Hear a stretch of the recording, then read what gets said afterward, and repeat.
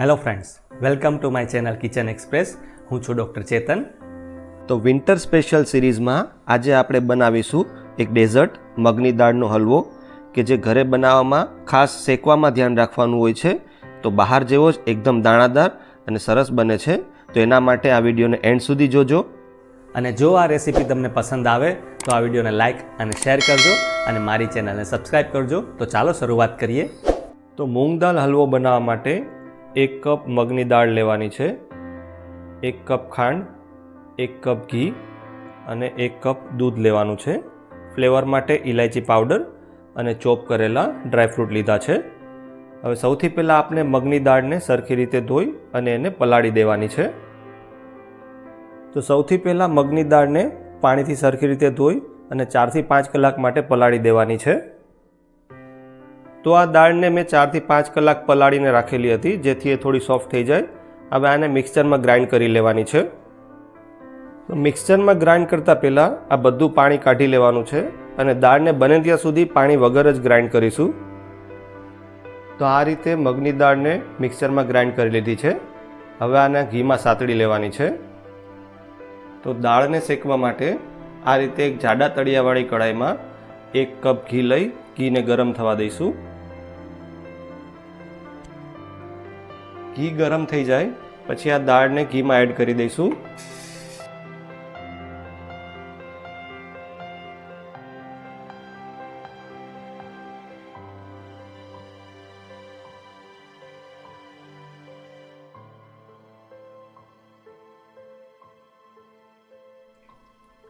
દાળને ઘી સાથે સરખી રીતે મિક્સ કરી લઈશું. અને અહીંયા આપણે સ્લો ટુ મીડિયમ ફ્લેમ પર દાળને શેકવાની છે.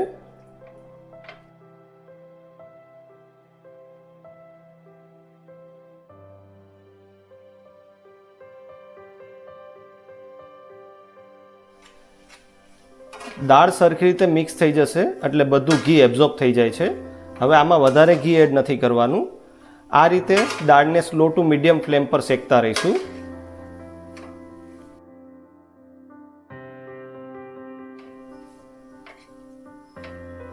મગની દાળનો હલવો બનાવવામાં દાળને શેકવામાં જ વાર લાગે છે. અહીંયા આપણા 1 કપ દાળ લીધી છે તો એને શેકતા લગભગ 30 થી 35 મિનિટ જેટલો ટાઈમ થશે.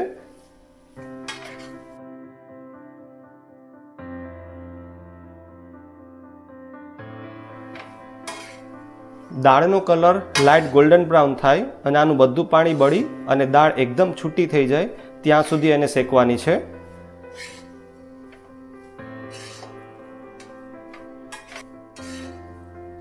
ને આ દાળને સતત ચલાવતા રહેવાની છે એટલે નીચે બેસી ના જાય.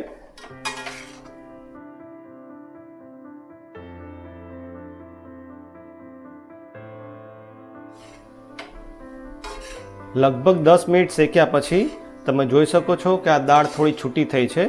હજુ જ્યાં સુધી આ એકદમ છૂટી થઈ જાય અને આનો કલર લાઇટ ગોલ્ડન બ્રાઉન થાય ત્યાં સુધી શેકવાની છે.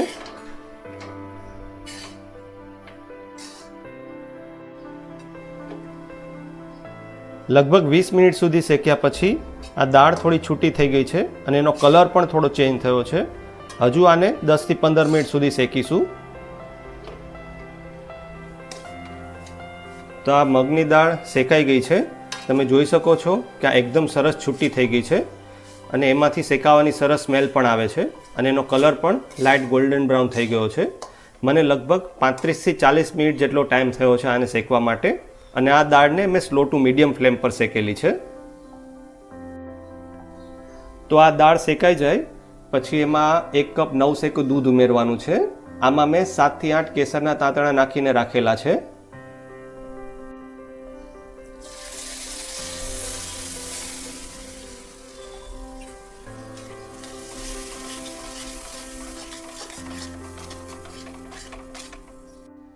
દૂધ ઉમેર્યા પછી અને હજુ 5 થી 10 મિનિટ સુધી શેકવાનો છે.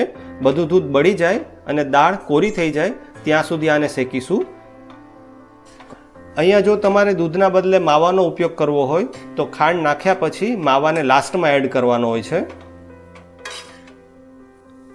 તો દાળ શેકાય છે ત્યાં સુધીમાં આપણે સુગર સિરપ બનાવી લેવાનું છે. તો સુગર સિરપ બનાવવા માટે એક વાસણમાં 1 કપ ખાંડ એડ કરીશું. અને એમાં 1 કપ પાણી ઉમેરવાનું છે. બધી ખાંડ ઓગળી જાય ત્યાં સુધી આને ઉકાળવાનું છે. અહીંયા આપણે ખાંડની ચાસણી નથી બનાવવાની.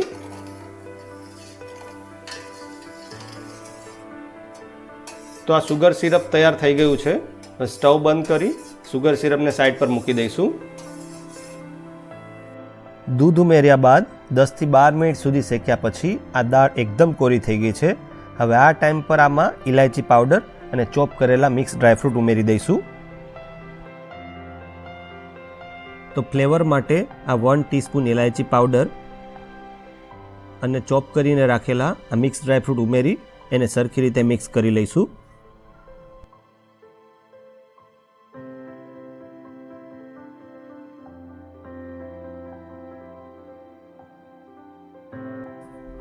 તો આ દાળ શેકાઈને રેડી છે.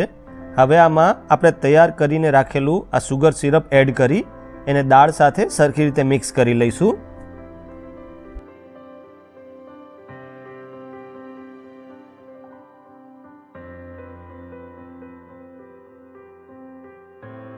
સુગર સિરપ ઉમેર્યા પછી હવે આ હલવામાંથી ઘી છૂટું પડે ત્યાં સુધી એને કૂક કરવાનું છે. તો તમે જોઈ શકો છો કે આ હલવામાંથી ઘી પણ છૂટું પડી ગયું છે અને કડાઈ સાથે ચોટતો પણ નથી. તો આપણો મગની દાળનો હલવો તૈયાર છે. હવે સ્ટવ બંધ કરી આને સર્વ કરી લઈશું.